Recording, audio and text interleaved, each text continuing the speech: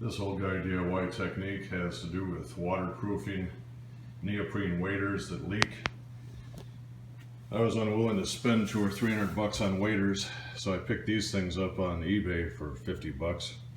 And the first time I wore them, I had water seeping through the crotch and the inside of my leg. So after watching some YouTube stuff, I went and bought this 100% silicone caulk. It was $4 at Menards, and rather than try to find the leak with light or air or water or anything else, I decided I would just run a 1-inch coating basically along the entire seam. So I did that. I just went all the way from the boot up to the crotch, and then also up the seam in the front and on the back. And the thing looks great.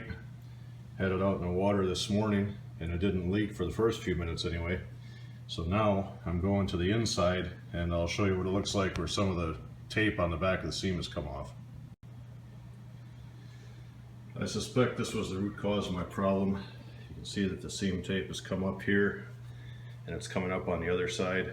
So what I'm going to do now is just take that silicone and put it here on the inside also. Leave it sit for another 24 hours. Look forward to having nice dry boots. So $4 worth of 100% silicone caulk from Menards. 1 day for it to dry. It should be nice and dry in those neoprene waders. Have a good day. On the inside where the foam tape had peeled up, I just took that 100% silicone caulk and put it over the entire area. And now in 30 minutes it'll be dry to the touch. 24 hours it'll be in its permanent state. So based on this repair, I think these things are going to be good to go for the duration. And here's one more look at the caulk. So it's a DAP 100% silicone window, door, and siding. $3.99 at Menards.